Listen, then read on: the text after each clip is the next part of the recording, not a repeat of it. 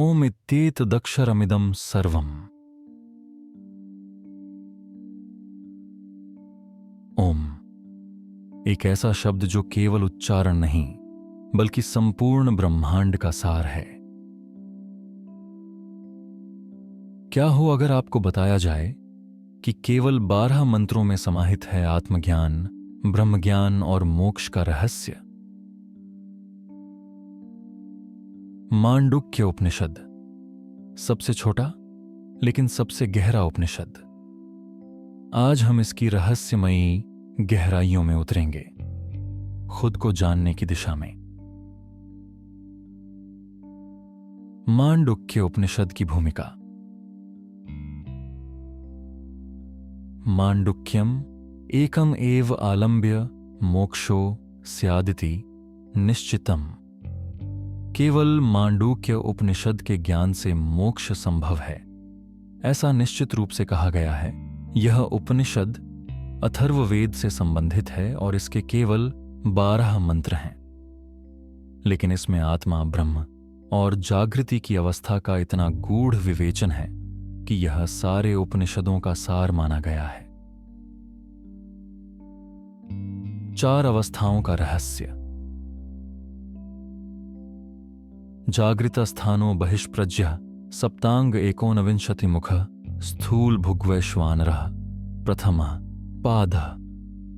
पहली अवस्था जागृत, जिसमें चेतना बाहर की ओर जाती है, इसे वैश्वानर कहते हैं। स्वप्नस्थानोऽन्तः प्रज्ञः सप्तांग 19 मुख प्रविविक्त भुक्तैजसो द्वितीयः पादः। दूसरी अवस्था स्वप्न, जहां चेतना अंतर्मन की ओर होती है, इसे तेजस कहा जाता है। यत्र सुप्तो न कंचन कामम कामयते न कंचन स्वप्नम पश्यति तत् सुषुप्तम। तीसरी अवस्था सुषुप्ति, जहां कोई कामना या स्वप्न नहीं होता, केवल अज्ञान और विश्रांति होती है।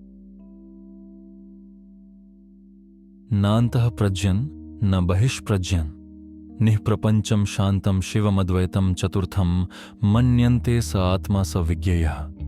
चौथी अवस्था तुरीय, न बाहर न भीतर न दोनों, यह शांत पवित्र अद्वैत है। यही आत्मा है जिसे जानना चाहिए। ओम और उसकी व्याख्या। ओम इत्येतदक्षरमिदं सर्वं तस्योपव्याख्यानम्। भूतं भवद् भविष्यदिति सर्वं ओमकार एव। ओम ही अतीत, वर्तमान और भविष्य है, समस्त कालों में व्याप्त। ओम के 3 अक्षर अ, जागृत अवस्था उ, स्वप्न अवस्था अम, सुषुप्ति अवस्था और इन तीनों के परे जो मौन है वही है तुरीय। अमात्रश्चतुर्थः अव्यवहार्यः प्रत्ययः शून्यम शांतम शिवम अद्वैतम। यह अमात्रा जो चौथी अवस्था है, उसे समझना ही आत्मज्ञान है।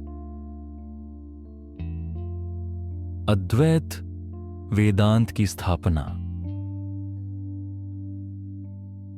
अयमात्मा ब्रह्म, यह आत्मा ही ब्रह्म है।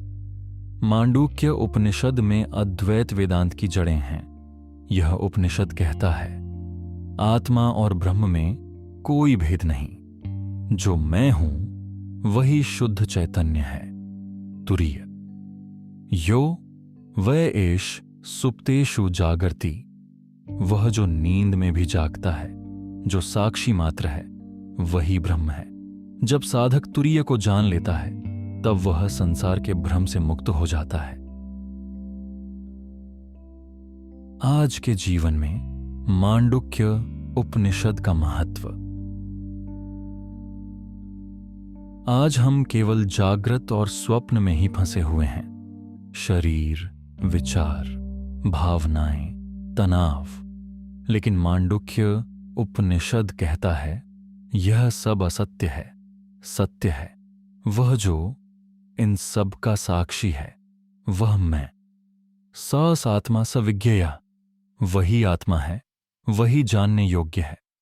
ध्यान, मौन और ओम के गहरे अर्थ को समझकर हम उसी तुरीय अवस्था में प्रवेश कर सकते हैं जहां शांति है, आनंद है और सच्चा मोक्ष है।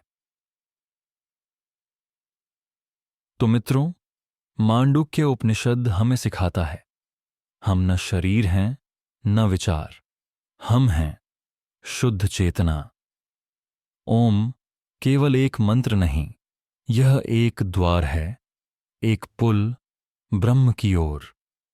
अंत में वही बचता है जो अचल है, अविनाशी है, शांतम शिवम अद्वैतम स आत्मा सविज्ञेय। वही आत्मा है और वही जानने योग्य है।